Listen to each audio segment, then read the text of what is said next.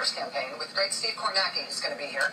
Bernie Sanders just said moments ago at a campaign rally in Pennsylvania tonight that he says he believes former Secretary of State Hillary Clinton, quote, is not qualified to be president.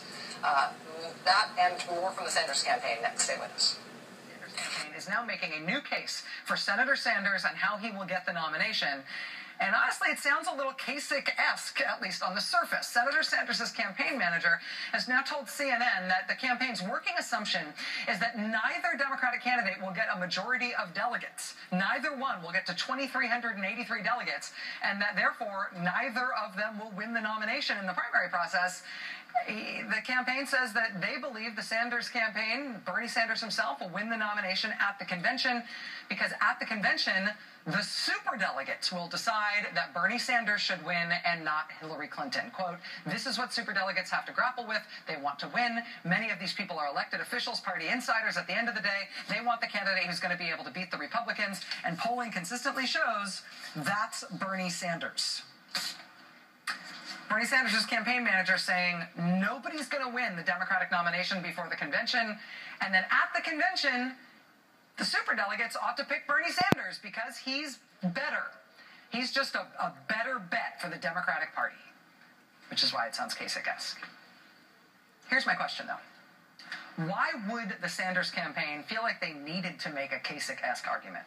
Why would the Sanders campaign be making an argument that's generally reserved for candidates who mathematically can't make any other argument, who mathematically can't win the nomination any other way?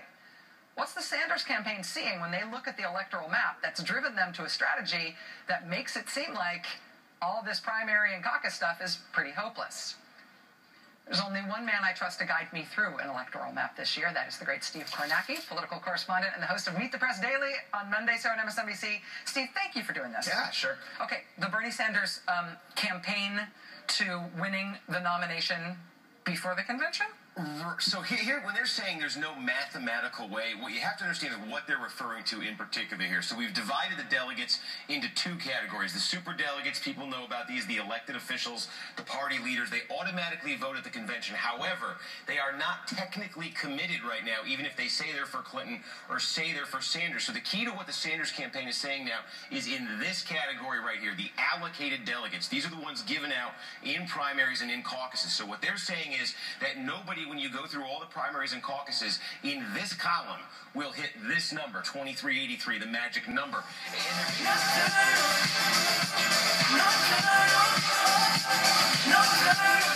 Hey there, good morning, everyone. It's Thursday, April 7th. I'm Alex Witt. The gloves are off in the race for the Democratic nomination, and it all got started yesterday on Morning Joe when Hillary Clinton was asked, in light of Bernie Sanders' recent interview with the New York Daily News editorial board, if her opponent is qualified to be president. So the question, and I'm serious, if you weren't running today and you looked at Bernie Sanders, would you say this guy is ready to be president of the United States?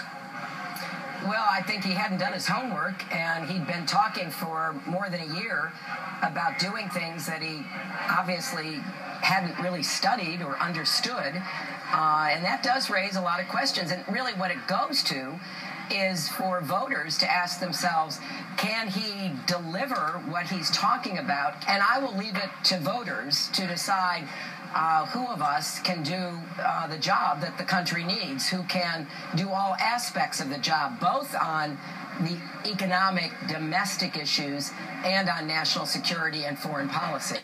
And then Senator Sanders said this at a rally last night in Philadelphia.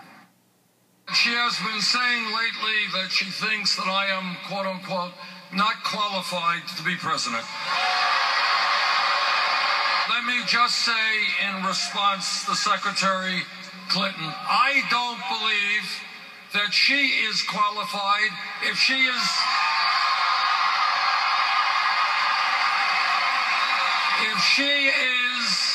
through her super PAC taking tens of millions of dollars in special interest funds. I don't think you are qualified if you have voted for the disastrous war in Iraq. I don't think you are qualified if you supported the Panama Free Trade Agreement. something I very strongly oppose, and which, as all of you know, has allowed corporations and wealthy people all over the world to avoid paying their taxes to their countries. Late last night, Clinton's press secretary Brian Fallon responded to those remarks on Twitter, saying, quote, Hillary Clinton did not say Bernie Sanders was not qualified, but he has now absurdly said it about her. This is a new low. And he added, Bernie Sanders, take back your words about Hillary Clinton. Well, Sanders did no such thing. His campaign released a statement that began, quote, responding to Hillary Clinton's attempt to portray him as unqualified for the White House, Senator Sanders linked her to a trade pact exploited by wealthy individuals and profitable corporations to avoid paying taxes, and then went on to spell out the rest of the senator's quotes from Philadelphia. That statement linked readers to a Washington Post article citing Secretary Clinton's remarks on Morning Joe. Both candidates have news conferences scheduled for 9 a.m. this morning. Rubio would be the nominee than even John Kasich. He's won more states. He still has more popular votes than John Kasich. But I think that's really sort of a Hail Mary, if you will, by people who don't like either of these candidates. I think it's either going to be Ted Cruz or it's going to be Donald Trump. All right, Jennifer Rubin, opinion writer with the Washington Post. Thanks for the time. My pleasure. All right, now we're going to turn to Katrina Pearson. She's the national spokesperson for the Trump campaign. Katrina, thank you for... Hi, Steve. Katrina, we are going to get back to you in 1 second. We said we're keeping an eye on Bernie Sanders. Let's listen in. I think he might be talking about last night. Told CNN, and I quote, that their strategy as we go into New York and to Pennsylvania, I guess, is, quote, disqualify him, defeat him, and unify the party later. Now, you know, as I have said a million times, I have desired and I have run an issue-oriented campaign. Now, it's hard, as we can see here. The media is not particularly interested about why the middle class declines, about wage and income disparity. That's not what you're interested in. But we have tried in rally after rally, and many of you have been there, to talk about the most important issues facing the American people. But if Secretary Clinton thinks, you know, that just because I'm from a small state in Vermont, and we're going to come here to New York and go here to Pennsylvania, and they're going to beat us up and they're going to go after us in some kind of really uncalled for way, then we're not going to fight back. Well, we got another, you know, they can guess again, because that's not the case. This campaign will fight back. So when you have headlines from the Washington Post, quote, Clinton questions whether Sanders is qualified to be president, my response is, well, you know, if you want to question my qualifications, let me suggest this, that maybe the American people might wonder about your qualifications, Madam Secretary, when you voted for the war in Iraq, the most disastrous foreign policy blunder in the modern history of America. People might want to wonder about your qualifications when you supported virtually every trade agreement. Trade agreements which have cost the American worker millions of decent paying jobs. And the American people might want to wonder about your qualifications when you're spending an enormous amount of time raising money for your super PAC from some of the wealthiest people in this country and from the most outrageous special interest. I don't think I have to explain to the American people what Wall Street did to this economy, and yet in her last filing report for her major super PAC, one of several, she raised $15 million from Wall Street. Are you qualified to be president of the United States when you're raising millions of dollars from Wall Street, an entity whose greed, recklessness, and illegal behavior helped destroy our economy? So look, let me be clear. This is not the type of politics that I want to get in. I know it's what the media loves. It is not the type of politics that I want to get in. But let me also be very clear. If Secretary Clinton thinks that I just come from the small state of Vermont, we're not used to this, well, we will get used to it fast. I'm not going to get beaten up. I'm not going to get lied about. We will fight back. But I do hope that we can raise the level. And I do hope that now and then the media will choose to talk about real issues. You got a real issue, Nancy? What do you got? Just to clarify, if you think she's not qualified, no, what I am saying, did you hear what I just said is that she has attacked me for being unqualified. And if I am going to be attacked for being unqualified, I will respond in kind. So yeah, I would Bernie, hope that we can you get tell away from him. this. I do have respect for Secretary Clinton. I don't know who in a campaign comes up with these brilliant ideas. But all that I'm saying is I am not going to go into New York. You know, I know that they are getting nervous. They've lost 7 out of the last 8 caucuses and primaries, and I know every day they develop a new approach to the campaign. I gather their approach is again, this is a quote from CNN. Quote, disqualify him, defeat him, and unify the party later. That sounds to me like they're ready to run a very negative campaign. That is not what I want to do. I don't want to do that. But if we are going to be attacked, and my qualifications for president after being in the Congress for 25 years, supporting working people throughout my entire career, standing up to virtually every special interest in this country, they're going to question my qualifications. I think I have a right to question theirs. Thank you all very, very much. It's still not clear that she actually did, though.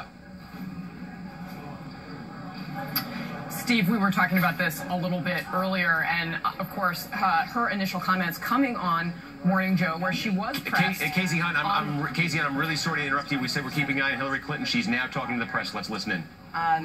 Look, I don't know why he's saying that, but I will take Bernie Sanders over Donald Trump or Ted Cruz anytime. So let's keep our eye on what's really at stake in this election. Okay. We have Republicans whose values are so antithetical to what's right for New York or right for America. And I'm just going to keep doing what I've been doing with my friends like the borough president and others for all these years to try to really make a difference in people's lives. Do you think that he's competitive in New York? Oh, that's up to the voters. The voters will decide that. Bernie Sanders is saying also that he thinks that it's going to be a contested convention. Would you like to talk about that?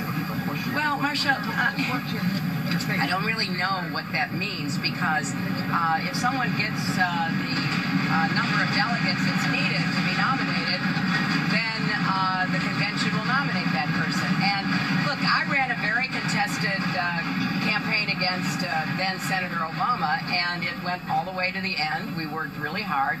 He got more delegates.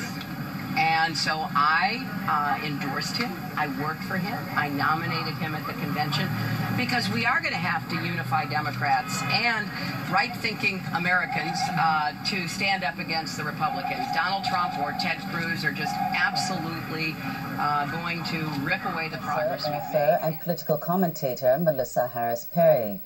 For the past 4 years, she hosted a popular weekend show on MSNBC.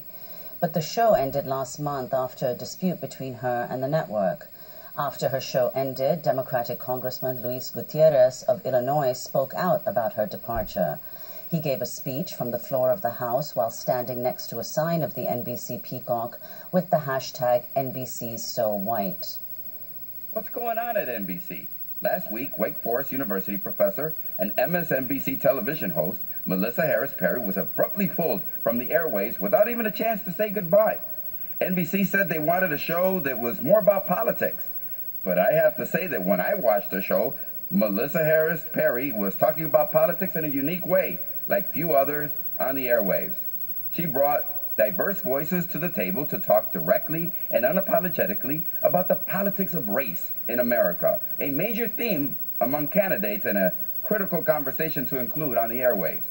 I'm sad to see her go, just like Alex Wagner before her, but I'm even sadder because I don't think these are isolated cases.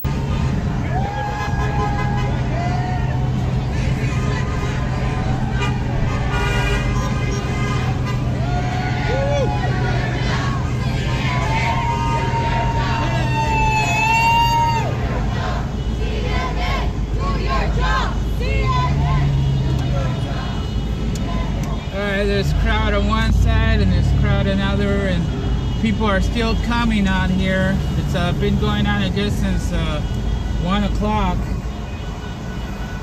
So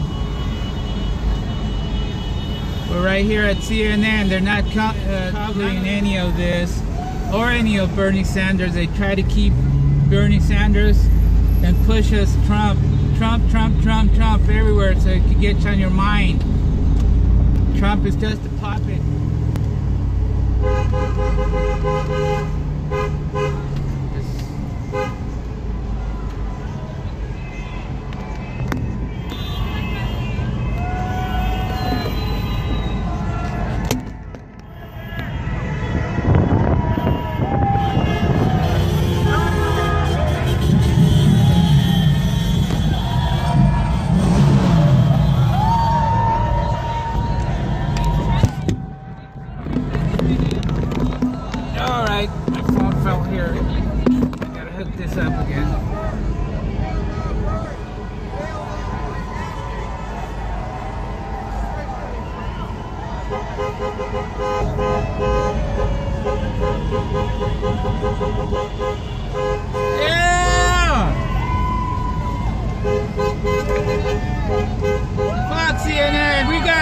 People's media by the people!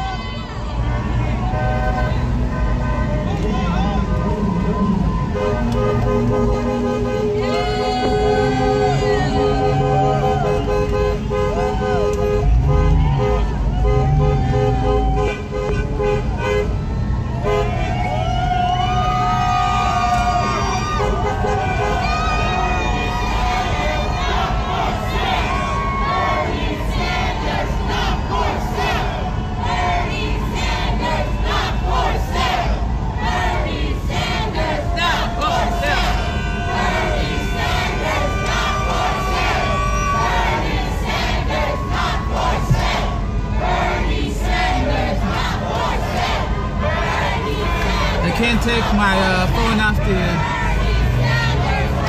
dashboard because I'll get a ticket. I'm gonna go park.